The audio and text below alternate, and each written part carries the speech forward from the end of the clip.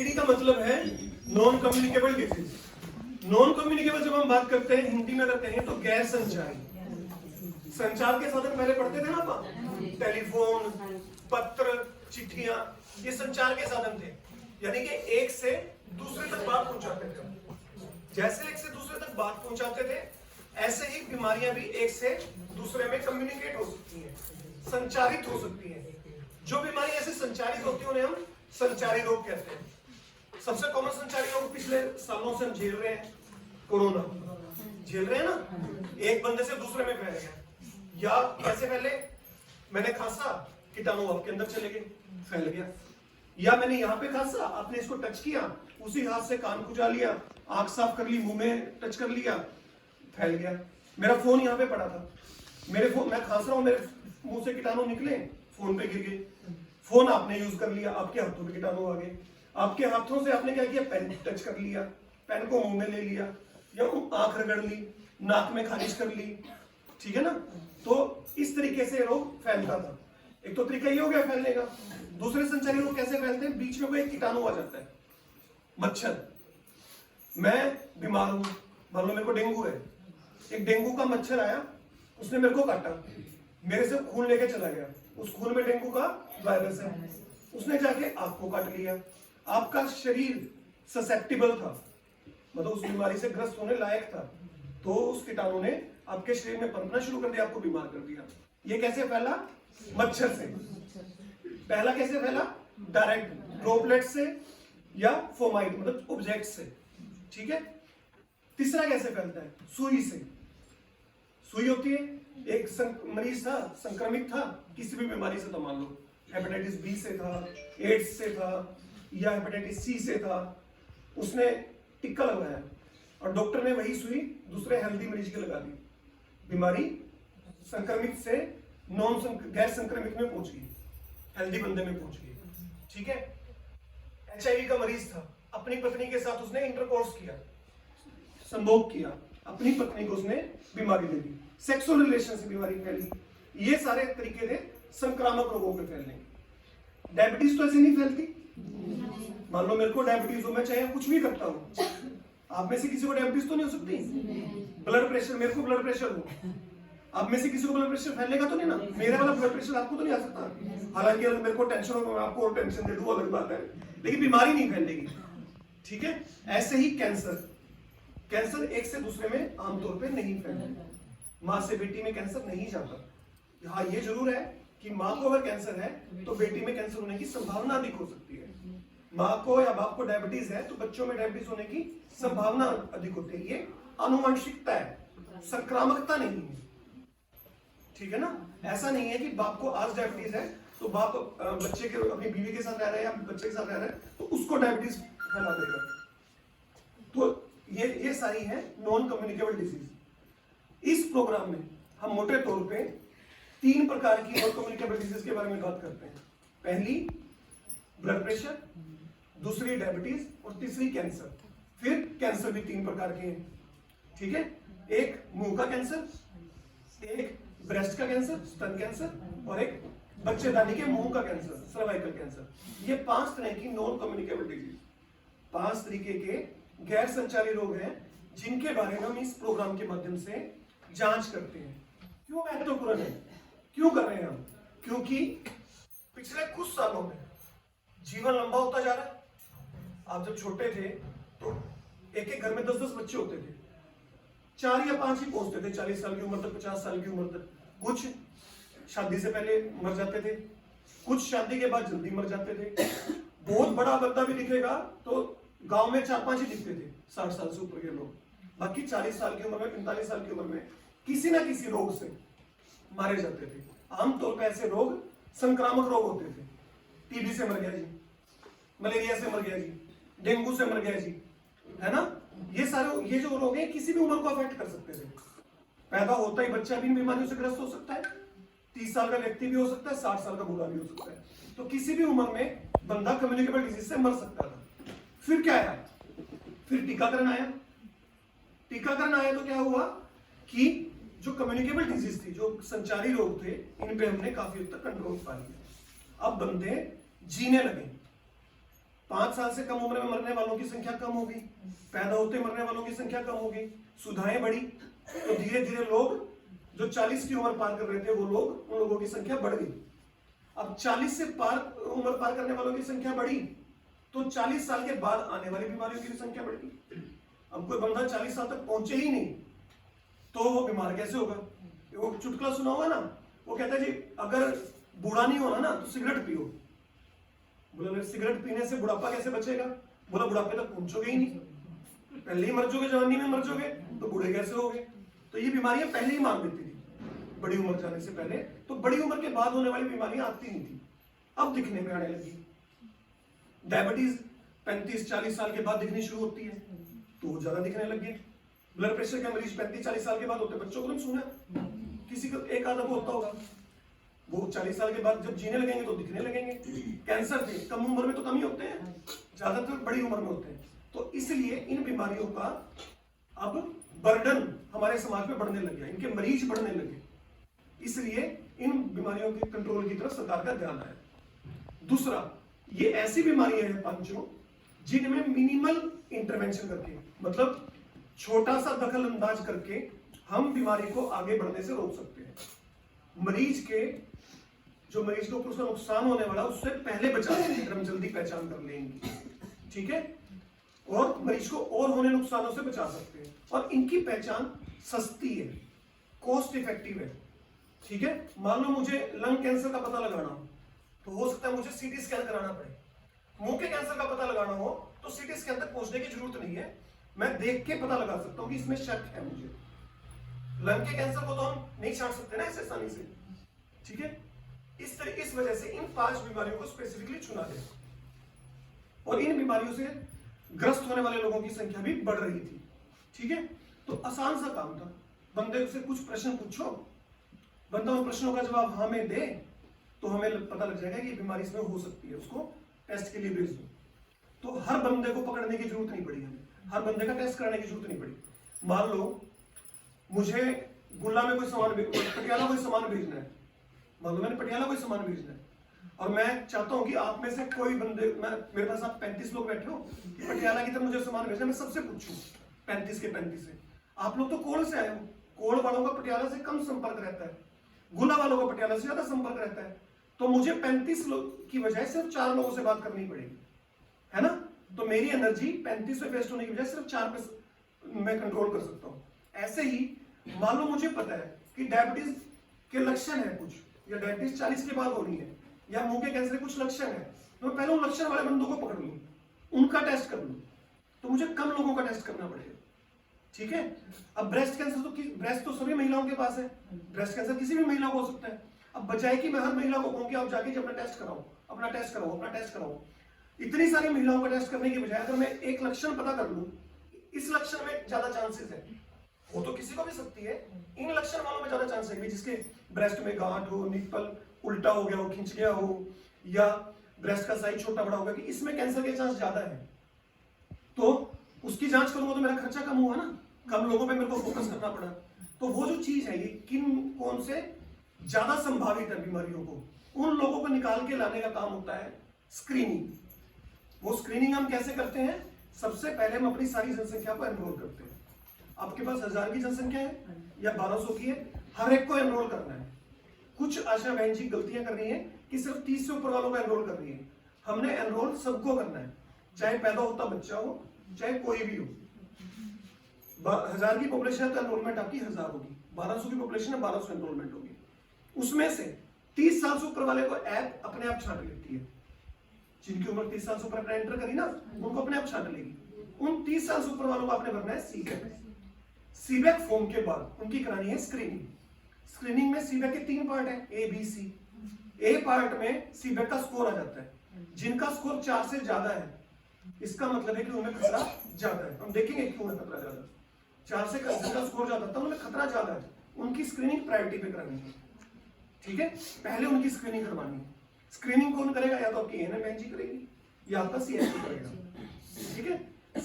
उसके बाद form B और फॉर्म सी है, उनमें से किसी भी प्रश्न का जवाब हाँ में होता है, तो कुछ उसमें डायबिटीज के प्रश्न है, कुछ उसमें मिर्गी के दौरे के प्रश्न है, कुछ उसमें लेप्रोसी के हैं, तो इसका मतलब उसमें किसी का भी जवाब हाँ है तो उसके संबंधित प्रोग्राम के पास भेज देना है। टीबी वाले कहाँ आ रहा है, टीबी के पास भेज, अपने तो सीएचओ के पास भेज देना है, सीएचओ आके अपने आप करेगा। ठीक है, मान लो ब्रेस्ट कैंसर वाले 5 प्रश्न है, उसमें कहते हैं कि ब्रेस्ट का साइज मेरा छोटा बड़ा लग रहा है, तो आपने सीधा उसको कहना है तूने स्क्रीनिंग करानी है। हो सकता है कि उसको कोई ब्रेस्ट कैंसर हो, आपने उसको डराना नहीं है, आपने उसको अलर्ट करना है कि स्क्रीनिंग जरूरी है। ठीक है, तो ये बात हुई हमारी एनसीडी प्रोग्राम की, एनसीडी की। अब दूसरी बात होती है एप्लीकेशन। ऐप आप सबको पता है, बहुत सारी ऐप आप यूज करते हो, व्हाट्सएप, इंस्टाग्राम, है ना, मिंत्रा, अमेजोन। ऐप क्या होती है? ऐप एक होता है वेबसाइट, वेबसाइट का छोटा पार्ट है ऐप। मतलब वेबसाइट को इस तरीके से मान लो कि वेब पोर्टल कहते हैं उसको। पोर्टल होता है कि इधर से उधर का रास्ता, कि जो आप दुनिया से कनेक्टेड हो, दुनिया से जुड़े हुए हो, उसके बीच में एक दरवाजा है, खिड़की है, उसके बीच में खिड़की है, वो खिड़की है वेब पोर्टल। मतलब उस पर आप दुनिया देख सकते हो ना, दुनिया भर का जो भी डाटा वेबसाइट सर्वर पे पड़ा है वो आप देख सकते हो या आप वहां पे भेज सकते हो। वो खिड़की थी, उस खिड़की को और छोटा करके ऐप बना दिया। ठीक है, उस खिड़की को छोटा करके उन्होंने ऐप बना दिया। अब आप देखोगे कि बात आपको बार बार रिपीट करनी पड़ेगी। एड्रेस मान लो आपका, मैं सारा का सारा रिपीट करूं कि आशा बहन जी ये गांव की, वो गांव की, ये गांव की, इनका एड्रेस है, वो एड्रेस है, और आपको एक नंबर दे दूं मैं, ये नंबर दबाया, ये बटन दबाया और इन आशा बहन जी का डाटा खुल जाएगा, है ना। ऐसे ही ऐप होती है, ऐप को दबाया पूरी वेबसाइट का डाटा खुल गया। ये ऐप होती है। आप ऐप यूज करते रहो, व्हाट्सएप, इंस्टा, सब ऐप आप यूज करते रहो। ऐसे ही एक ऐप बना दी एनसीडी ऐप। एनसीडी ऐप को अपने फोन में हम इंस्टॉल करेंगे, इंस्टॉल करने के बाद उसमें डाटा एंटर करेंगे, वो डाटा सारा का सारा मेन जो सर्वर है वहां पे पहुंच जाएगा, और उस सर्वर से डाटा जिसको भी देखना है, जिसको उसकी परमिशन है, मान लो हमारे डायरेक्टर साहब को परमिशन है, सीएमओ साहब को परमिशन है, या मेरे को परमिशन है, तो हम लोग उस डाटा को देख सकते हैं कि कौन सी आशा कितना काम कर रही है, किस गांव में कितने डायबिटीज के मरीज हैं, किस गांव में कितने कैंसर के मरीज हैं, किस गांव में कितने ब्लड प्रेशर के मरीज हैं। ये ऐप का मकसद है। अब आपके रजिस्टर में इंफॉर्मेशन पड़ी है इतनी सारी, ये ज्यादा से ज्यादा कौन देख सकता है? आप देख सकते हो, आपके एमओ देख लेंगे, या मेरे पास ले आए तो मैं देख लूंगा। अब प्रधानमंत्री जी को तो नहीं पता ना कि फला फला आशा बहन जी के गांव में टीबी के कितने मरीज हैं, डायबिटीज के कितने मरीज हैं। वो अगर लेकिन आप ऐप पे एंटर कर दोगे तो वहां बैठ के पता कर सकते हैं। वही देख सकते हैं कि मान लो गुला साइड में शुगर के ज्यादा मरीज आ रहे हैं, पुंडरी साइड में डायबिटीज, उसके ब्लड प्रेशर के ज्यादा मरीज आ रहे हैं, मेरे पास दवाइयां इतनी है, शुगर की इतनी है, ब्लड प्रेशर की इतनी है, तो मेरे को शुगर की तो ज्यादा यहाँ ज्यादा भेज दूं, ब्लड प्रेशर की यहाँ ज्यादा भेज दूं। ठीक है ना, ये हम छोटे स्तर पे सोच रहे हैं, वो बड़े पे सोचते हैं। मान लो उन्हें पता लग जाए कि हरियाणा में सर्वाइकल कैंसर के मरीज ज्यादा है, तो सर्वाइकल कैंसर के हिसाब से ट्रीटमेंट प्लान करेंगे, योजनाएं बनाएंगे, है ना। उन्हें लगेगा कि यहाँ तो ब्रेस्ट कैंसर तो होता ही नहीं, ब्रेस्ट कैंसर पंजाब में ज्यादा है, तो पंजाब को तो ब्रेस्ट कैंसर वाला पैसा खर्च कर देंगे, इधर सर्वाइकल कैंसर वाला खर्च कर देंगे। ये मकसद होता है डाटा इकट्ठा करने का आप सबसे। ठीक है, अब आप ऐप के बारे में बात करते हैं। अब शुरू करते हैं। सबसे पहला ये है फोन का प्ले स्टोर, है ना, प्ले स्टोर है। प्ले स्टोर से आपने ये ऐप डाउनलोड करनी है। ये लिखा मिलेगा CPHC HWC। CPHC का मतलब है कॉम्प्रिहेंसिव प्राइमरी हेल्थ केयर। और कॉम्प्रिहेंड कर दिया हमने, और बढ़ा दिया, विस्तार कर दिया उसका, विस्तृत प्राइमरी हेल्थ केयर। और HWC का मतलब आपको पता ही है, हेल्थ एंड वेलनेस सेंटर। इसकी CPHC HWC की एनसीडी ऐप है। ऐसा इसका निशान है, एनसीडी लिखा हुआ ना, ये ऐसा निशान है। ये आपने डाउनलोड कर लेनी है, इंस्टॉल करनी है। इंस्टॉल करने के बाद ये ऐप ऐसे आपके डैशबोर्ड पे आ जाएगी। आ गई डैशबोर्ड पे एनसीडी का लोगो लगा होगा, CPHC HWC नीचे लिखा होगा। उसके बाद जैसे ही आप ऐप खोलोगे तो ये 6 लोगो आ जाएंगे। 6 लोगो किस चीज के हैं? ये किस चीज के हैं? आयुष्मान भारत के। आयुष्मान भारत का आपने देखा होगा ना, हर हेल्थ केयर वेलनेस सेंटर पे लोगो लगे होते हैं, आपकी PSCO पे भी लगे होंगे, आपके HWC पे लगे होंगे। 6 लोगो उसके आयुष्मान भारत के। आयुष्मान भारत का जैसे लोगों के बाद ये ऐसे पूछेगा आपसे कि क्या आप अपने फोन को फोटो खींचने की या फोटो शेयर करने की अनुमति देते हो? आपने अलाउ कर देनी है, क्योंकि कई बार मरीज के जख्म की फोटो खींच के इसमें अपलोड करनी होती है। आप मरीज के प्रोफाइल पे मरीज की फोटो भी लगा सकते हो, तो आप ये परमिशन अलाउ कर देंगे। उसके बाद वो टाइम दिखाएगा कि आपके फोन पे यही टाइम है, मैच कर लेना, करेक्ट कर देना। ठीक है, करेक्ट करने के बाद वो आपसे भाषा पूछेगा कि आप भाषा कौन सी चुनना चाहते हो, इंग्लिश या हिंदी, आपको जिसमें कंफर्टेबल हो। कई बार हमें लगता है कि हम हिंदी में ज्यादा कंफर्टेबल हैं, लेकिन एक्चुअल में होते हैं हम इंग्लिश में। हिंदी में ऐसे गूढ़ वर्ड होते हैं, गूढ़ शब्द होते हैं, हमें समझ में नहीं आते। तो आप जैसे भी हो आप भाषा सिलेक्ट कर लेना। यहाँ के बाद आगे भी ऐप खुलने के बाद भी चेंज करने की ऑप्शन आती है, तो यहाँ से आप भाषा सिलेक्ट कर लोगे। भाषा सिलेक्ट करने के बाद आएगा लॉगिन का काम। लॉगिन के काम में सबसे पहले वो पूछेगा आपका राज्य कौन सा है, आपने हरियाणा डाल देना है। हरियाणा डालने के बाद वो आपकी आईडी पूछेगा। आप सबकी आरसीएच आईडीज है, जिसको अपनी आरसीएच आईडी नहीं पता हो वो अपनी बैक से ब्लॉक आशा कोऑर्डिनेटर से अपनी आईडी पूछ लेना। ठीक है, वो आईडी डालने के बाद आपका जो मोबाइल नंबर उसके साथ लिंक है, यहाँ पे हम लोगों का जब भी मैं हम लोग वर्ड यूज करूंगा तो डिस्ट्रिक्ट हेडक्वार्टर पे मेरी जो टीम है उसके बारे में बात करूंगा। हम लोगों ने आप लोगों का प्रोफाइल बना के लिंक किए हुए हैं हर आशा की आईडी के साथ, उसका एक मोबाइल नंबर लिंक किया हुआ है। हो सकता है वो आपका सरकारी नंबर हो सकता है वो आपका पर्सनल नंबर हो। अगर किसी को प्रॉब्लम आ रही है तो हमसे पता कर सकता है कि मेरी इस आईडी पे कौन सा नंबर लिंक है, हम सर्च करके बता सकते हैं। ठीक है, मोबाइल नंबर डालने के बाद यहाँ पे वो पूछेगा ये कैप्चा, ये हर बार बदलेगा, 6 अक्षर का ना, हर बार बदलेगा। ये यहाँ पे डाल देना है। ये डालते ही नीचे एक बटन है, देखो हिंदी में जब आप खोलते हो तो इसके पीछे छुप जाता है लाल सी लाइन के पीछे, इंग्लिश में खोलते हो तो क्लियर दिखता है। ये लिखा हुआ है ओटीपी प्राप्त करें। ओटीपी प्राप्त करें पे आपने क्लिक कर देना है। अगर आपकी आईडी और आपका फोन नंबर सही है तो आपके फोन पे ओटीपी आएगा।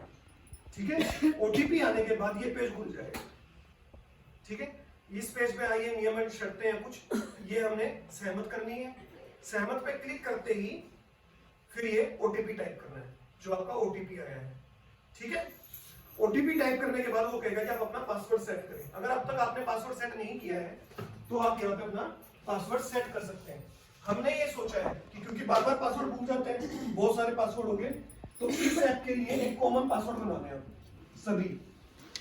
आशा का ए बड़ा, बाकी सारे अक्षर छोटे, @1 2 3, ये आप अपना पासवर्ड बना लें सारे के सारे। ठीक है, याद रहेगा नहीं, बिल्कुल आसान है। आशा का ए बड़ा, SH छोटा हो जाएगा, @1 2 3, इस पासवर्ड को यहाँ पे टाइप कर देना है। ठीक है, उसके बाद दोबारा से पासवर्ड डालें, पासवर्ड की पुष्टि करें। उसके बाद वो मांगेगा पिन। पिन भी हमने सबके लिए सिंपल कर दिया था कि आप पिन बना लें 1 2 3 4 5 6, क्योंकि आपको बहुत बार डालना पड़ेगा। जितनी बार भी आप ऐप खोलोगे आपको पिन डालना पड़ेगा। तो ये दो चीजें आप याद रखना, पासवर्ड ये, ठीक है, पासवर्ड तो ये हो गया और पिन हो गया आपका ये। ठीक है, क्लियर है? ये आपने सेट कर लेना है पासवर्ड और पिन। 2 बार पासवर्ड डालना है, 2 बार पिन डालना है। पिन डालने के बाद आप पंजीकृत पे क्लिक कर देना। पंजीकृत पे जैसे ही आप क्लिक करोगे तो स्क्रीन वैसे आनी शुरू हो जाएगी। प्लीज वेट, डाटा डाउनलोड हो रहा है। वो कहेगा कि आप प्रतीक्षा करें, डाटा डाउनलोड हो रहा है। ये डेटा कौन सा है? कुछ आशा बहनजियों ने पीछे एएनएम बहनजी के टैब से डाटा एंटर किया था गाँव का, तो वो डाटा अगर आपकी आईडी से लिंक्ड है तो वो डाटा आपके फोन में डाउनलोड होगा। जितना बड़ा डाटा उतना ज्यादा टाइम लगेगा। 5-5 10-10 के पैकेट में खुलता रहता है। कई बार ये लॉग आउट भी होगा। आप डाटा डाउनलोड कर रहे हो, एकदम से ऐप बंद हो जाएगी, फिर खोलनी है, फिर 1 2 3 4 5 6 डालना है, फिर डाटा शुरू हो जाएगा, फिर बंद हो जाएगी, फिर डालना है, फिर शुरू हो जाएगा। तो ये ऐप जितना बड़ा डाटा होगा उतना ज्यादा टाइम लेगा। आपने करते रहना, घबराना नहीं है, इसमें करते रहो। करने के बाद ये आपकी ऐप लॉगिन होगी। अब हर बार आपको ऐप खोलने के लिए सिर्फ पिन कोड डालना है, 1 2 3 4 5 6 बार, ठीक है। लेकिन हर 7 दिन में एक बार, 7 दिन में एक बार आपको पासवर्ड, कैप्चा और पिन सेट नहीं करना। जो आपने बना रखा है ना ये वाला, यही डालना है।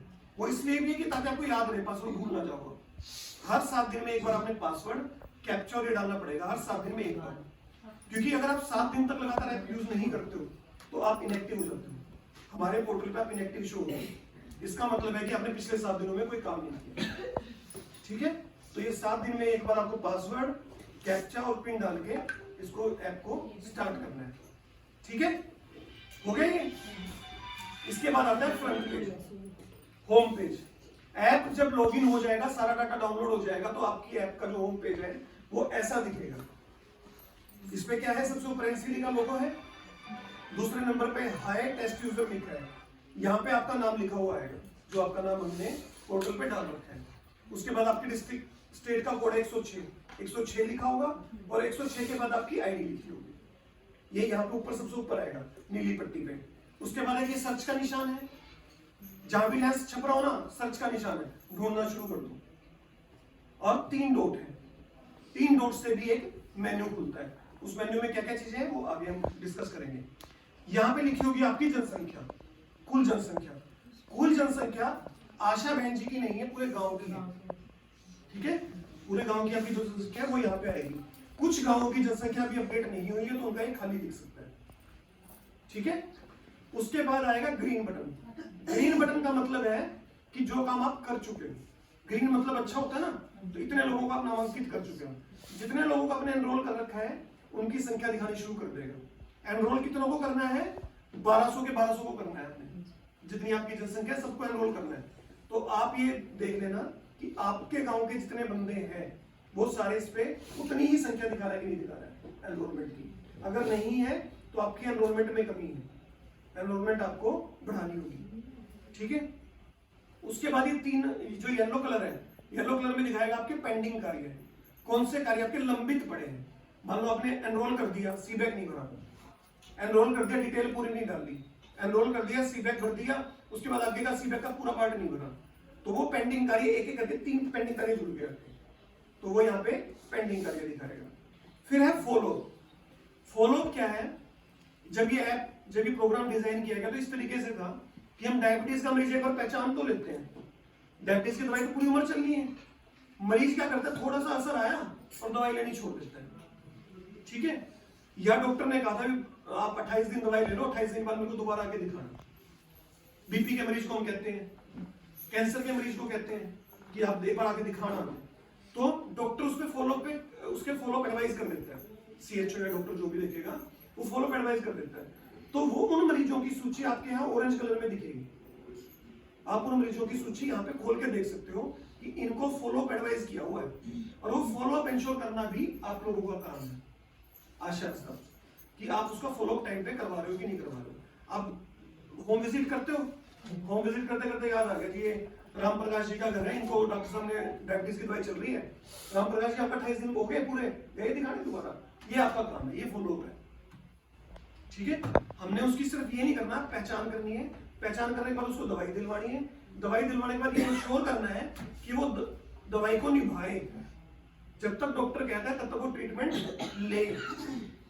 और पिंक कलर में, रेड कलर में कौन से आएंगे, जिनको आपने रेफर किया, रेफर के लिए नहीं पहुंचे, आपने कहा भाई साहब आपको चेकअप कराना है, आप जाओ, वो गए नहीं, उसकी सूची यहां दिखेगी, क्योंकि जब वो जाएगा सीएचओ के पास, सीएचओ उसको रिसीव कर लेगा अपनी ऐप पे, तो वो पहुंच गया माना जाएगा।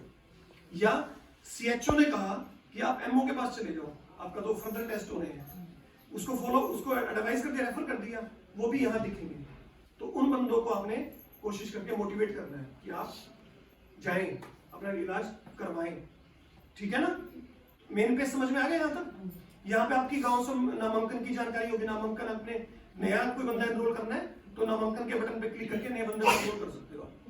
यहाँ पे गांव संबंधी जानकारी होगी, गांव की डिटेल जो ऊपर लिखी रहती है ना, वो यहाँ आ जाएगी, गांव का नाम, आशा का नाम, गांव की जनसंख्या, वो सब इस बटन पे क्लिक करके आ जाएगी। उसके बाद है नीचे ये बटन, 2 तीर के निशान उल्टी दिशा में है, ये एक इंपॉर्टेंट बटन है सिंक का। आप व्हाट्सएप पे किसी को मैसेज भेजते हो, पहले वो घड़ी सी का निशान दिखाता है, घड़ी का निशान का मतलब है कि आपने टाइप करके सेंड तो कर दिया, अभी आपके फोन में पड़ा है, आपके फोन से नेटवर्क में नहीं है। जैसे ही नेटवर्क में जाएगा वहां पे एक टिक हो जाएगा, उसको कहते हैं कि आपका डाटा नेटवर्क पे चला गया। और 2 टिक कब होंगे, जब उसे कोई पढ़ लेगा या देख लेगा। मतलब मान लो आपने मेरे को भेजा, आपकी तरफ से चला गया तो 1 टिक आ गया, अब मेरे फोन पे भी आ गया तो आपके वहां 2 टिक आ जाएंगी, और जब मैं उसको पढ़ लूंगा तो वो नीला टिक हो जाएगा। ऐसे ही सिंक का मतलब है कि आपने डाटा तो एंटर कर लिया, मान लो आपका नेटवर्क कमजोर था, वहां पे गाँव में जहाँ बैठ के भर रहे थे वहां पे कनेक्शन नहीं आ रहा था ठीक से, सिग्नल ठीक नहीं आ रहे थे, तो आपके फोन में डाटा पड़ा है, आपका डाटा आपके फोन में ऐप में सेव पड़ा है, लेकिन पोर्टल पे अपडेट नहीं हुआ। पोर्टल पे अपडेट करने के लिए आपने सिंक का बटन दबाना है और इसके आगे लिखा हुआ दिखता रहेगा, इसके ऊपर 3 4 संख्या लिखी रहेगी, मतलब उतना डाटा अभी तक आपको ऊपर जाना बाकी है। आप ये कह जाओ कि डॉक्टर साहब मैंने तो 500 फॉर्म भर दिए जी, और मैं कहूँ जी आपका तो मेरे पास 0 शो हो रहा है। क्यों शो हो रहा है? क्योंकि अब तक तो आपकी ऐप में पड़ा है, मेरे तक पहुंचा ही नहीं या पोर्टल तक पहुंचा ही नहीं जहां से मैं देखता हूँ, ठीक है ना। तो सिंक का बटन टाइम टाइम पे देखते रहना, दबाते रहना। अगर यहाँ पे कुछ भी संख्या लिखी हो तो सिंक के बटन को आपने दबाना है। यहाँ तक क्लियर है सब? आसान है ना अभी तक तो। नेक्स्ट आ गया अब मेन पेज पे। अभी हम आगे आ रहे हैं, हमने क्लिक कर दिया नामांकन के बटन पे। अब हम क्या कर रहे हैं, हम एक परिवार का, आपका एनसीडी में क्या होता है, फैमिली फोल्डर, हम एक फैमिली फोल्डर क्रिएट कर रहे हैं। फैमिली फोल्डर क्रिएट करने के लिए हमने नामांकन पे क्लिक करना है। नामांकन पे जैसे ही आप क्लिक करेंगे तो आपके गांव की सामान्य जानकारी यहाँ नहीं शुरू हो जाएगी। गांव का नाम, ये हो सकता है कि एक आशा बहन जी के पास कोई 500 पॉपुलेशन के गांव है, हो सकता है एक आशा बहन जी के पास 2 गांव, तो इनमें से गांव सिलेक्ट करना कि मैं कौन से गांव में फैमिली ऐड करनी है, ठीक है। मान लो बरटा है और सांगन है, तो बरटा और सांगन दोनों शो हो रहे हो मान लो, तो बरटा को क्लिक करके बरटा में फैमिली ऐड करनी है। फैमिली में परिवार की आईडी, ये आईडी आप वो आईडी डाल सकते हैं जो आपने रजिस्टर में उसको एक आवंटित कर रखी है, ठीक है ना। हमने हमारे अपने प्रोग्राम के हिसाब से एक आईडी उसको आवंटित कर रखी है, वो आईडी आप यहाँ पे डाल सकते हो। सीरियल नंबर हो 1 2 3 4 5 कुछ भी डाल दो यहाँ पे जो आपके रजिस्टर में है, ताकि आपको याद रहे कि मैंने इस सीरियल नंबर का तो बंदा एंटर कर दिया है। उसके बाद आपका नाम ऑटोमेटिकली शो होगा, कस्बे का नाम डाल देना, ये वो पत्ती है, ये मोहल्ला है, ये वो मोहल्ला, ये वो पत्ती है, वो सारा कस्बे का नाम यहाँ पे आ जाएगा आपका, ठीक है। फिर सब सेंटर का नाम ये ऑटोमेटिकली शो होगा आपका, ठीक है। उसके बाद प्राथमिक स्वास्थ्य केंद्र का नाम ऑटोमेटिक शो होगा। फिर आता है परिवार का विवरण, परिवार की आईडी, यहां पे आप उनकी फैमिली आईडी डाल सकते हो, ठीक है। आजकल हर परिवार में, खासकर जिनकी कमाई, सालाना कमाई 1,80,000 से कम है, सबने अपनी फैमिली आईडी बना रखी है। आप उनसे लेके उनकी फैमिली आईडी डालते हैं, ठीक है। 5 अक्षर की आईडी होती है, वो आईडी यहाँ पे डाल देना। फैमिली आईडी डालने के बाद वो घर के मुखिया का नाम पूछेगा, हेड कौन है फैमिली का, ठीक है। मान लो राम कुमार जी की फैमिली है, आशा की फैमिली है, किसी भी, ज्यादातर आजकल पता है क्या है, नया ट्रेंड चला है जो अच्छा भी है कि हम महिलाओं को घर का मुखिया मानते हैं। राशन कार्ड में भी महिलाओं को घर का मुखिया माना जाता है, तो आप भी कोशिश करें कि महिला का ही परिवार बनाएं, ठीक है ना। अच्छा लगता है, अच्छी चीज है। Sorry, I can only call one person at a time. Who would you like to call? जैसे मान लो घर की जो सबसे बड़ी बुजुर्ग महिला है, उसका नाम आप यहाँ पे, उसको परिवार का मुखिया बना के उसका नाम डाल दो। उसके बाद नेक्स्ट आता है सुविधाएं, घर में सुविधाएं क्या है, कच्चा घर है, पक्का घर है, ईंट मिट्टी से बना है, वो सब यहाँ पे डालना है आपको। उसके बाद शौचालय की सुविधा कैसी है, इनमें से सिलेक्ट करके डाल देना है। उसके बाद घर में पानी कौन सा आ रहा है, पीने का पानी कौन सा है। ये सारी चीजें इसलिए पूछ रहे हैं क्योंकि डाटा मैटर करता है। ये डाटा मैटर करता है कि किस तरह के लोगों के पास किस तरह की सुविधाएं हैं, वो बीमार हो रहे हैं तो कौन सी सुविधा के अभाव में हो रहे हैं, ताकि ये हम पता कर सकें। नेक्स्ट है बिजली की व्यवस्था कैसी है, घर में संसाधन क्या है, मोटर बाइक है, कार है, स्कूटर है, क्या है, वो डाल देना आपने इसमें। खाना बनाने के लिए कौन सा ईंधन यूज कर रहे हैं, प्रदूषण का एक महत्वपूर्ण कारण, प्रदूषण एक महत्वपूर्ण कारणों में से है एनसीडी के, तो वो यहां से हमें पता चलेगा, ठीक है। उसके बाद आता है घर का पता। घर का पता में वही डालना आपने, कौन सी गली है, कौन सा मोहल्ला है। फिर परिवार के मुखिया का मोबाइल नंबर, ये जरूर डालें। अलग अलग सुविधाओं में मोबाइल नंबर की जरूरत पड़ती है, तो आप उसका मोबाइल नंबर जरूर डाल दें। डालने के बाद इसको सेव कर दो। सेव करते ही आपका फैमिली फोल्डर क्रिएट हो गया। मान लो ये एक फाइल बनाई मैंने, ठीक है। इस फाइल में मैं हर बंदे का रिकॉर्ड रखने वाला हूँ। मान लो आप सभी आशाओं को मैं इसमें रिकॉर्ड रखना है, तो इस फोल्डर के अंदर तो रख दिया, मैं इसके बाद लिखूंगा ना इसमें किसका रिकॉर्ड है, इसमें आशाओं का रिकॉर्ड है, इसमें पोल की आशाओं का रिकॉर्ड है, गुल्ला की आशाओं का रिकॉर्ड है। ये वो फैमिली फोल्डर आपका क्रिएट हुआ है, ठीक है। फैमिली फोल्डर क्रिएट हो गया। अब इसमें आपने मेंबर जोड़ने हैं, ठीक है। क्रिएट होने के बाद हमने मेंबर जोड़ने शुरू कर दिए। अब एक एक करके आप बंदे जोड़ने शुरू करोगे। सबसे पहले मुखिया को जोड़ दो। आपने मान लो सरला बहन जी का परिवार बनाया था, सरला बहन जी का फोल्डर बनाया था, सरला बहन जी को जोड़ो। सबसे पहले सरला बहन जी को नाम लिख दिया आपने। उनके पास किसी और प्रोग्राम से संबंधित कोई आईडी है, मान लो इसमें आयुष्मान भारत के लाभार्थी हैं, तो उनकी एक HHID होती है, वो है, या कोई भी और आईडी है तो वो आईडी आप यहाँ पे डाल सकते हो। स्टार नहीं लगा है जरूरी नहीं है डाल दो, नहीं है तो अगले पे चलो। अगले पे स्टार लगा है, नाम है, नाम जरूरी है, नाम डाल देना। नाम के बाद अब ये है आईडी का प्रकार। अगर आपके पास इनमें से उसकी आईडी अवेलेबल है तो आप इस पे क्लिक करना, अदरवाइज इसको छोड़ के आगे बढ़ जाना। क्योंकि क्या होता है कि आप इस पे क्लिक तो कर लेते हो, फिर आप आईडी डालते नहीं, फिर आपका फॉर्म सबमिट ही नहीं होता। ठीक है, इस पे अगर आपके पास कोई आईडी है, पैन कार्ड है आपके पास, उसके पास मतदाता आईडी कार्ड है, जो भी आईडी आपके पास है वो आईडी डालना, उसके बाद उस आईडी का नंबर डालना। नंबर डालने के बाद फिर आप नेक्स्ट स्टेप पे आ जाना, जन्म तिथि भरनी। 20, 25, 30 साल के व्यक्ति हैं, छोटे बच्चे हैं, उनके पास तो एग्जैक्ट जन्म तिथि आपको पता होगी या उनको पता होगी। बुजुर्गों की हो सकता है जन्म तिथि ना पता हो। जिनकी जन्म तिथि पता है उनकी आप जन्म तिथि डाल दोगे। जिनकी जन्म तिथि नहीं पता है उनकी उम्र डाल देना। मान लो बुजुर्ग है, 65 साल के हैं, 65 डाल देना। आपको नहीं एग्जैक्ट जन्म तिथि पता, 65 डाल दो, वो अपने आप कैलकुलेट कर लेगा जन्म तिथि। उसके बाद पुरुष है, महिला है या अन्य है, किसी स्वास्थ्य बीमा की योजना के लाभार्थी है, हाँ या ना। हाँ मतलब कौन सी के हो सकते हैं, आयुष्मान भारत के आजकल, ठीक है, या कोई प्राइवेट ले रखा हो तो वो डाल देना। ठीक है, हाँ डाल के फिर योजना की जानकारी, योजना का नाम देना आपने उसमें। फिर वैवाहिक स्थिति, शादीशुदा है, कुंवारे हैं, विधवा है, विधुर है, वो सब डालना है आपने। फिर हेल्थ आईडी, अगर आपने उनकी कोई हेल्थ आईडी पहले बनाई है तो आप इसमें डाल देना। ये हेल्थ आईडी कौन सी थी, एक आभा आईडी आप लोगों ने बनानी थी। आप लोगों को कुछ एक कोई शायद याद होगा, कुछ एक जगह पे प्रेशर आया था, आभा आईडी होती है, आयुष्मान भारत हेल्थ आईडी एक, वो आईडी बनानी है, सभी ने बनानी है। हम खुद भी बना सकते हैं, मोबाइल के थ्रू, ऐप के थ्रू, पेटीएम से भी बन जाती है, ऐप से भी बन जाती है, किसी भी प्रोग्राम से बन जाती है वो आईडी। विजन क्या है, हर बंदे की एक यूनिक आईडी हो। कि मान लो मैं सड़क किनारे पड़ा हूं बेहोश, मैं जा रहा था कहीं पे पैदल, मेरे को चक्कर आ गया, अब मेरे को वहां कोई नहीं जानता, किसी को नहीं पता मेरी मेडिकल हिस्ट्री क्या है, कि मैं बीपी का मरीज हूँ या टीबी का मरीज हूँ या डायबिटीज का मरीज हूँ, मेरे बारे में किसी को कुछ नहीं पता। तो सरकार क्या चाहती थी कि सारा हेल्थ जो ट्रीटमेंट है ना, उसका टेस्ट, ट्रीटमेंट, जो भी बीमारी है, सारी एक जगह सेव होती चले। मान लो मैं सड़क किनारे पड़ा हूँ, मेरे पास मेरा आईडी कार्ड है, आईडी कार्ड पे मेरी हेल्थ आईडी लिखा है, मेरे को जनता उठा के हॉस्पिटल में ले जाती है जो मेरे को जानती नहीं, हॉस्पिटल वाला मेरी आईडी डाल के ये पता कर सकता है कि मेरे को कौन कौन सी बीमारियां हैं, ताकि इलाज में वो आए, तेजी आए।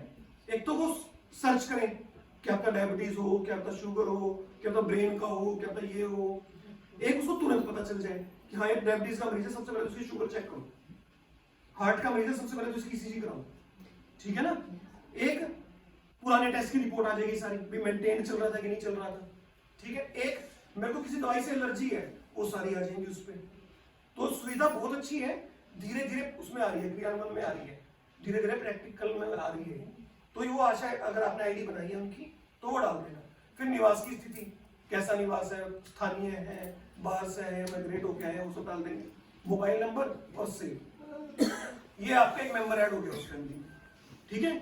ऐसे ही आपने बाकी मेंबर ऐड करने के लिए यहाँ पे क्लिक करना है, जो निशान है ना प्लस का निशान आदमी छुपा हुआ है, इसी परिवार में बाकी मेंबर ऐड करने के लिए इस निशान पे क्लिक करना है।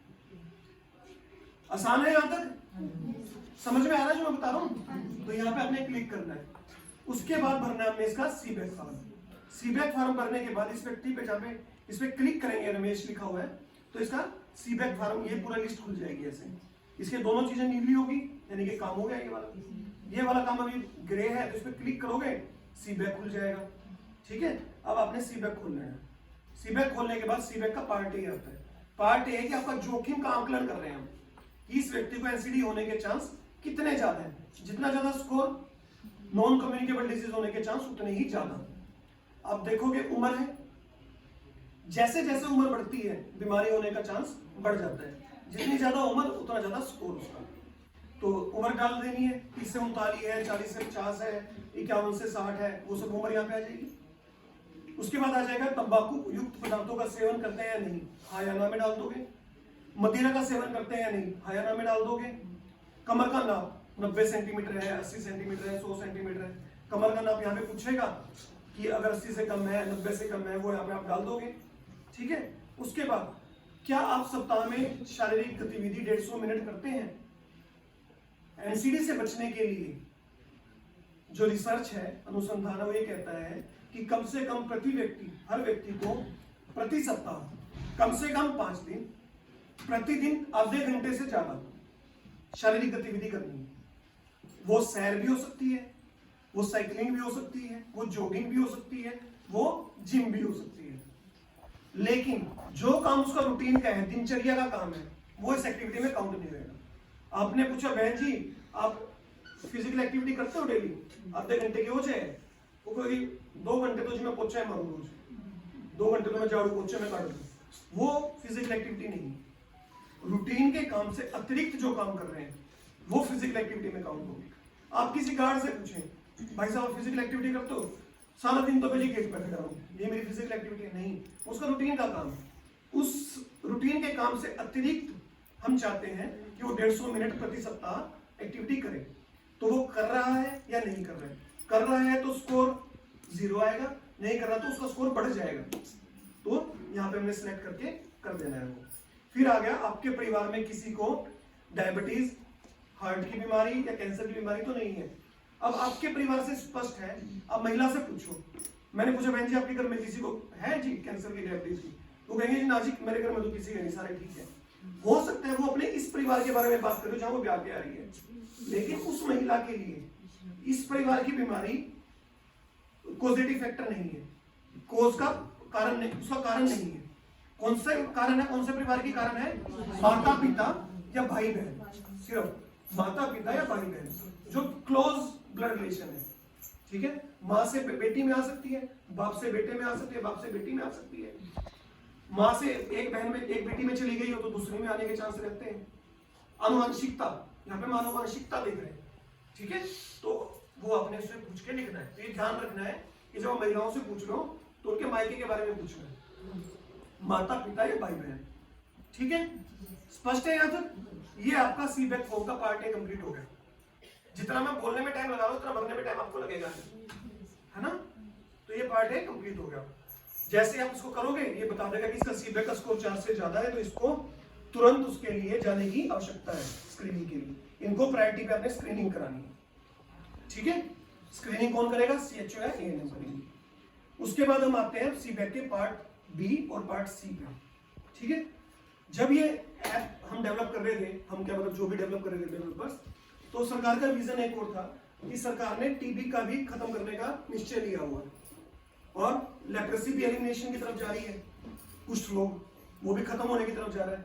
तो सरकार ने सोचा कि जब बाकी इंफॉर्मेशन ले रहे हैं तो इन दोनों प्रोग्रामों की भी इंफॉर्मेशन ले लो, साथ में मिर्गी की भी ले लेते हैं हम। तो कुछ प्रश्न टीबी से संबंधित है, कुछ लेप्रेसी से संबंधित है, कुछ रोग से, कुछ हो सकता है कि ओवरलैप भी कर रहे हो। तो पहला प्रश्न है सांस लेने में दिक्कत, टीबी से संबंधित है। आपको लगे कि इसको सांस लेने में दिक्कत है, 2 हफ्तों से ज्यादा की खांसी, सेकंड प्रश्न हो गया, तो इसको स्पूटम टेस्ट के लिए भेज दो। ठीक है, तीसरा बलगम से खून आना टीबी का कारण हो सकता है, बलगम टेस्ट के लिए भेज दो। 2 हफ्तों से अधिक बुखार टीबी का कारण हो सकता है, बलगम टेस्ट के लिए भेज दो। वजन घट रहा हो, हालांकि कैंसर में भी वजन घटता है, बड़ी स्पीड से वजन घटता है, डायबिटीज में भी हो सकता है वजन घटे, लेकिन टीबी के लिए हम उसको जांच के लिए भेज देंगे अगर उसका वजन घट रहा है तो। रात में पसीना आना टीबी में होता है। क्या आप इस समय टीबी की दवाई ले रहे हैं? हाँ या ना? परिवार में किसी को टीबी है? हाँ या ना? परिवार में अगर टीबी है तो हम उसकी भी स्क्रीनिंग करवा दें। ठीक है, उसके बाद टीबी का इतिहास, आज से पहले कभी भी उसको टीबी हुई हो, 70 साल का व्यक्ति है, 15 साल की उम्र में टीबी हुई थी, तो ये उसका टीबी का इतिहास पॉजिटिव हो गया। ठीक है, आपने हाँ कर देना। जीवन में कभी भी टीबी हुई हो, इलाज पूरा लिया हो ना लिया हो, टीबी का इतिहास उसका पॉजिटिव हो गया, हाँ में जवाब आ गया। ठीक है, उसके बाद अगला प्रश्न है दौरा पड़ने का इतिहास, हम मिर्गी के लिए देख रहे हैं। मुंह खोलने में परेशानी, ये आ गया हमारा मुंह का कैंसर, ओरल कैंसर के लिए।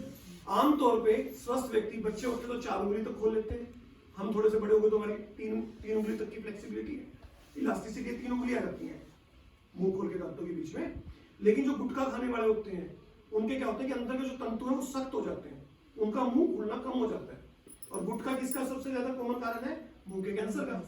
बहुत ज्यादा स्पाइसी खाने वाले होते हैं, मिर्च मसाले बहुत ज्यादा खाते हैं, उनके भी अंदर तंतु जो होते हैं उनकी इलास्टिसिटी कम हो जाती है, मुंह उनका कम खुलने लगता है।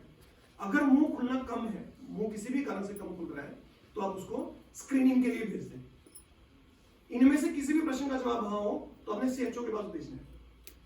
आगे का काम सीएचओ का है, एएनएम का है, ठीक है। मुंह खोलने में परेशानी है, मुंह खुलवा के देखो, तो 3 उंगलियां से लेके देखो, वो कहे जी तो आती नहीं, जाओ जी सीएचओ के पास जाओ, ठीक है। मुंह में ऐसे कोई छाले होना जो 2 हफ्ते से है और तो ठीक नहीं हुए, छाले या कोई गांठ, वृद्धि यानी कि ग्रोथ, कोई मस्सा सा बढ़ गया मुंह के अंदर, कोई छाला है 2 हफ्ते हो गए अब तो ठीक नहीं हो रहा, तो वो मुंह का कैंसर हो सकता है, उसको स्क्रीनिंग के लिए भेजना है। मान लो कोई कहे मेरे को पहले था 2 हफ्ते रहा ठीक हो गया, वो नहीं, वो नो हो गया, 2 हफ्ते से है अभी भी है, तो वो स्क्रीनिंग के लिए जाएगा। आवाज में कोई बदलाव, आवाज ठीक थी भारी होगी, कर्कश आवाज होगी, घर्र की आवाज होने लगी, बोलने में जोर लगने लग गया, तो वो कैंसर का लक्षण हो सकता है, मुंह के कैंसर का, गले के कैंसर का।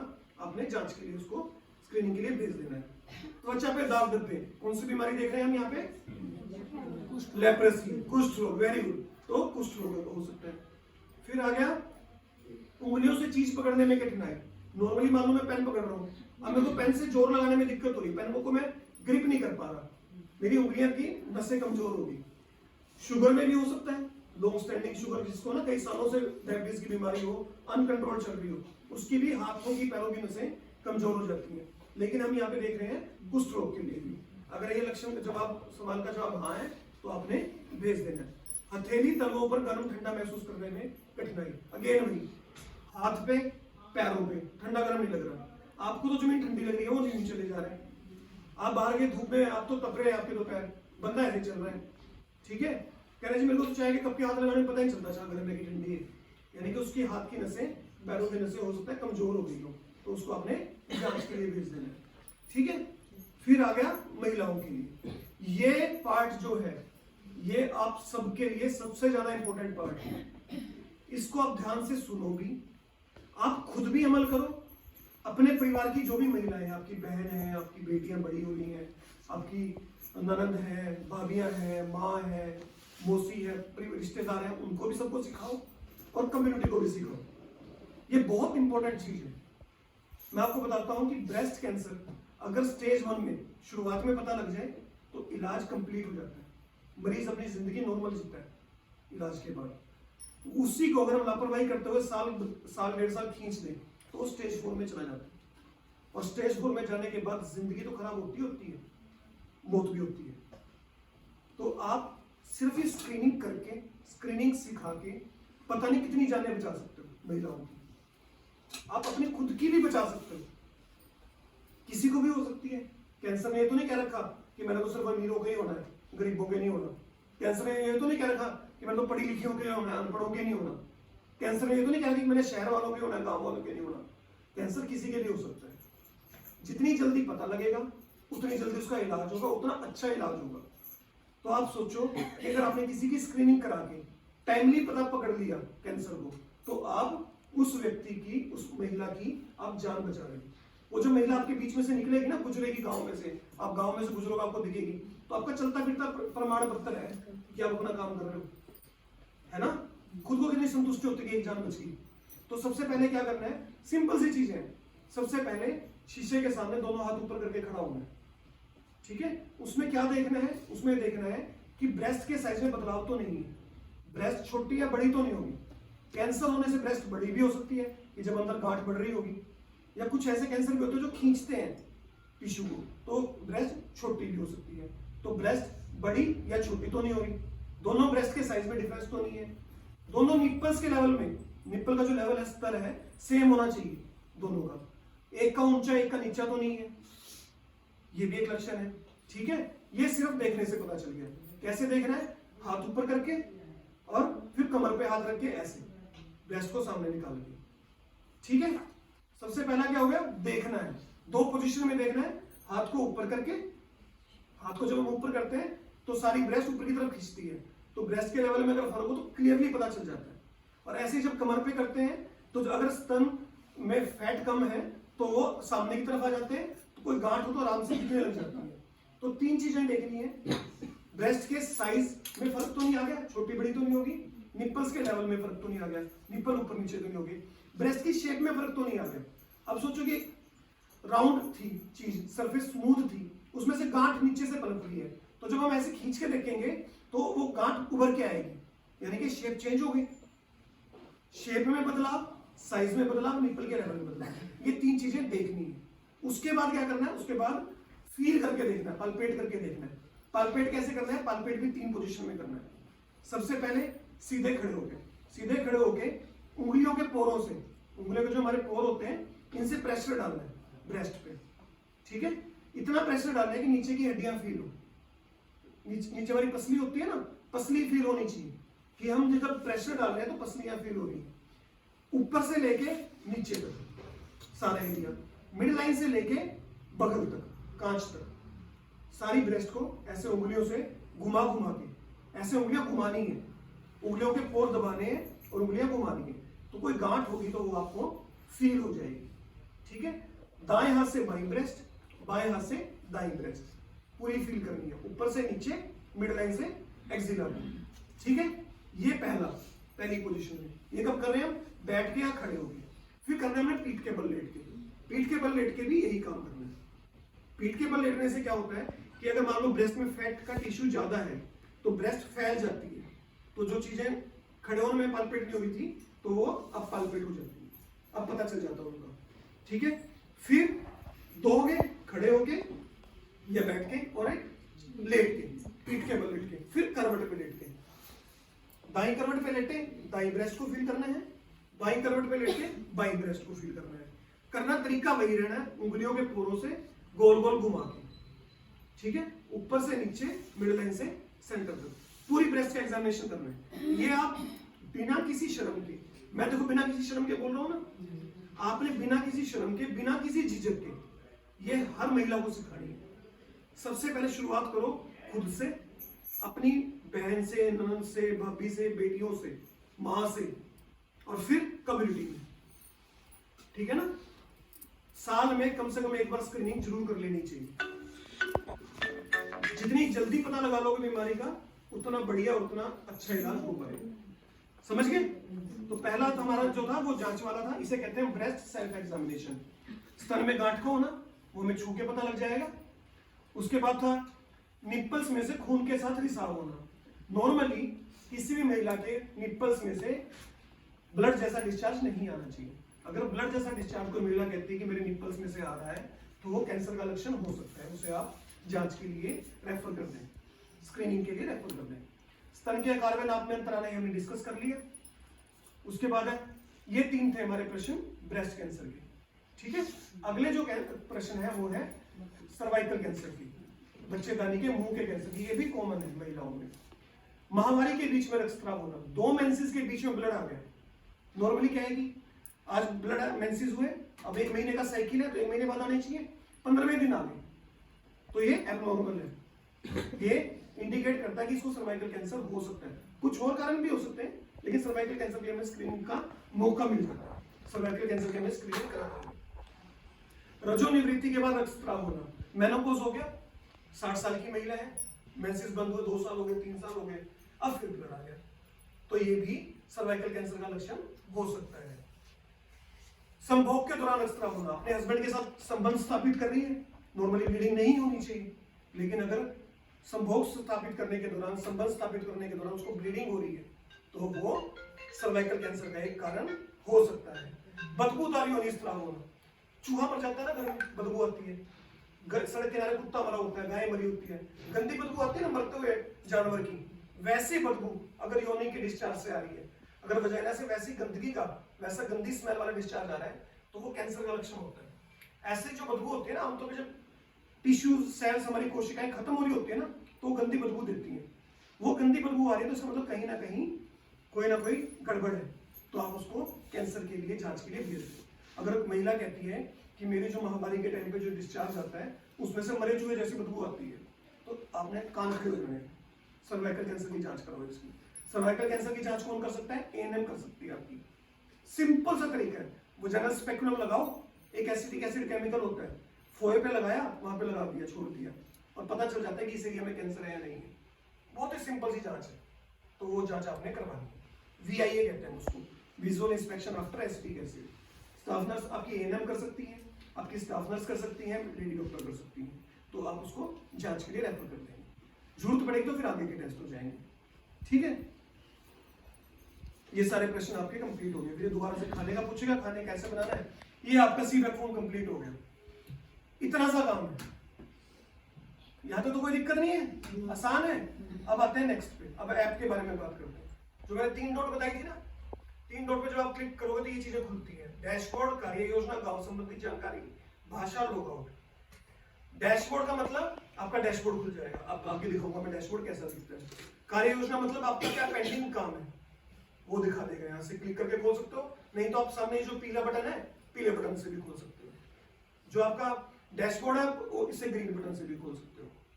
फिर आता है गांव संबंधित जानकारी, आप यहाँ से भी खोल सकते हो नीचे से, और यहाँ से भी गांव संबंधित जानकारी खोल सकते हो। अब भाषा, आपने हिंदी सिलेक्ट कर ली, आपको हिंदी में मुश्किल से शब्द लगे, गूढ़ से शब्द लगे, मेरे को तो इससे आसान इंग्लिश लगती है, मैं इंग्लिश कर लेता हूँ, तो आपने भाषा पे क्लिक करना है, ऑप्शन आ जाएगी इंग्लिश सिलेक्ट कर दो। लॉग आउट मतलब आपने काम कर लिया, आप लॉग आउट करना चाहते हो तो लॉग आउट कर सकते हो, हालांकि लॉग आउट जरूरी नहीं है। फिर ये देखो डैशबोर्ड पे मैंने क्लिक कर दिया, डैशबोर्ड इस तरीके से दिखेगा। ग्रीन कलर के 4 बटन दिख रहे हैं। पहला है ग्रीन कलर, मतलब जो काम आपने कर दिया, आपने 3 लोगों को नामांकित कर दिया, वो 3 लोगों की यहाँ पे दिखाने लग जाएगा। इस पे क्लिक करेंगे तो नामांकित लोगों की लिस्ट खुल जाएगी, जिन लोगों को आपने नामांकित किया है। सीबैक पूरा हो गया, इनमें से जिनका सीबैक पूरा हो गया, 2 लोगों का सीबैक पूरा हुआ तो ये 2 लोगों की लिस्ट यहाँ दिखानी शुरू कर देगा। इस पे क्लिक करते ही ऐसे लिस्ट खुल जाती है। फिर सीबैक का स्कोर 4 या 4 से ज्यादा है, इनका हमने क्या करना था, प्रायोरिटी पे स्क्रीनिंग करानी थी, तो उनकी लिस्ट आप यहाँ से खोल सकते हो। फिर है प्रारंभिक जांच द्वारा संदर्भित, आपने प्राइमरी जांच की या स्क्रीनिंग की, उसमें पता चल गया कि इसका तो रेफर होना, आगे रेफर करना है, तो उनकी लिस्ट यहाँ पे दिखनी शुरू हो जाएगी। या आपने स्कोर सीबैक का 4 से ज्यादा आया था, उसको हमने रेफर कर दिया, तो उसकी लिस्ट यहाँ पे दिखनी शुरू हो जाएगी। तो ये है। उसके बाद नीचे है फिल्टर। इस फिल्टर पे जब भी आप क्लिक करोगे, कई बार क्या होता है, आप देखोगे कि यहाँ पे ना सारी लिस्ट नहीं आ रही सारे बंदों की, तो हो सकता है ये जो कीप है ना, इसको कहते हैं फिल्टर, हो सकता है कोई फिल्टर लगा हुआ हो। अब मैं आगे दिखाऊंगा, लगा हुआ फिल्टर भी दिखाऊंगा कि जैसे मान लो आपने लगा रखा हो कि पिछले हफ्ते का फिल्टर लगा रखा हो, तो उसमें पिछले हफ्ते के एंट्री की फॉर्म दिखाएगा। उस फिल्टर पे काटा मार दोगे तो सारी लिस्ट खुल जाएगी। ठीक है, ये नामांकित लोगों की लिस्ट खुल गई, ये सीबैक जिनका पूरा हो गया उनकी लिस्ट खुल गई, ये जिनका 4 से ज्यादा था सीबैक, देख लो इसका सीबैक 6 से ज्यादा है, 4 से ज्यादा 6 है, इनकी लिस्ट खुल गई। कोई रेफर किया है तो उसकी लिस्ट खुल जाएगी। ये था आपका डैशबोर्ड का पार्ट। डैशबोर्ड के पार्ट अब हमारे येलो वाले बटन पे, पेंडिंग काम पे, या ऊपर से 3 डॉट पे से क्लिक किया था कार्य योजना पे। कार्य योजना पे क्लिक करोगे तो ऐसे दिखेगा, इसमें दिखाएगा आपके कौन कौन से काम करने बाकी है। कौन कौन से काम करने बाकी है, इनका सीबैक भरना बाकी है। हमने देखा 3 को नामांकित किया था, 3 में से 2 का सीबैक भर दिया था, तो जो पेंडिंग है, कौन सा पेंडिंग है, उसकी लिस्ट आप यहां से खोल सकते हो। इस पे क्लिक करोगे तो ऐसे लिस्ट खुल जाएगी। ठीक है, ऐसे ही लंबित नामांकित जानकारी, आपने डिटेल्स पूरी नहीं भरी तो उनकी डिटेल्स पेंडिंग है, तो उन लोगों का यहाँ पे लिस्ट खुल जाएगी। फिर लंबित स्क्रीनिंग, इसकी स्क्रीनिंग होनी बाकी है, तो वो स्क्रीनिंग वाला पार्ट यहाँ से खुल जाएगा। अभी देखो यहाँ पे फिल्टर लगा हुआ है, कीप के आगे एक लिखा हुआ है ना, तो इसका मतलब एक फिल्टर लगा हुआ है। कौन सा फिल्टर लगा हुआ है, इस सप्ताह का, कि इस एप्स के थ्रू आपने इस सप्ताह में जो काम किया है वही यहाँ शो होगा, तो आप इस पे काटा मार के अपना पुराना काम भी देख सकते हैं। इस सप्ताह के ऊपर छोटा सा काटा लगा है ना, इस पे क्लिक करना, क्लिक करते ही ये फिल्टर हट जाएगा। फिल्टर हट जाएगा तो आपने जो भी काम आज तक किया है ऐप में वो सारा दिखने लगेगा। ठीक है, नेक्स्ट आ गया लंबित जानकारी, इनकी नामांकन जानकारी पेंडिंग है, फिर स्क्रीनिंग पेंडिंग है। अब आ गया ऑरेंज बटन। ठीक है, ऑरेंज बटन में क्या था, फॉलोअप था। ठीक है, फॉलोअप में अनियंत्रित डायबिटीज इसकी कंट्रोल में नहीं चल रही, उन लोगों की लिस्ट अलग आएगी। शुगर इसका कंट्रोल नहीं चल रहा है, ब्लड प्रेशर कंट्रोल नहीं चल रहा, उनकी लिस्ट अलग आएगी। ब्लड प्रेशर था, डायबिटीज थी, कंट्रोल में चल रही है, उनकी लिस्ट अलग खुलेगी। ठीक है, अब विशेषज्ञ ने दौरा करने की सलाह दी है, विशेषज्ञ ने आपको कहा है कि एक बार जाकर उसकी विजिट करके आएंगे, तो वो यहाँ पे उनकी लिस्ट खुलेगी। ठीक है, फिर कार्य योजना, इसमें कार्य योजना में ये कौन सा है, जो लाल बटन था। ठीक है, फेल टू फॉलो, आपने रेफर किया था, आगे नहीं गया, सीएचओ ने रेफर किया था, आगे नहीं गया, उन लोगों की लिस्ट यहाँ पे खुलेगी। या आगे की कार्रवाई करना भूल गया, सीएचओ ने एमओ ने कहा कि जी आपको वापसी करानी है, वो गए ही नहीं, उसकी लिस्ट यहाँ पे खुलेगी। ठीक, ये 3 डॉट पे गांव संबंधी जानकारी और भाषा, इतना ही है बस ये। ठीक है, कर लोगे? तो आज आपने मंजू बहन जी बैठे हैं, मंजू मैडम बैठे हैं, कम से कम 50 फॉर्म भरने शुरू कर दो। जिसको ऐप में दिक्कत आ रही है एक एक करके मेरे पास आ जाओ, मैं आपकी ऐप की जो भी समस्या है वो दूर कर दूंगा। ठीक है? हाँ जी।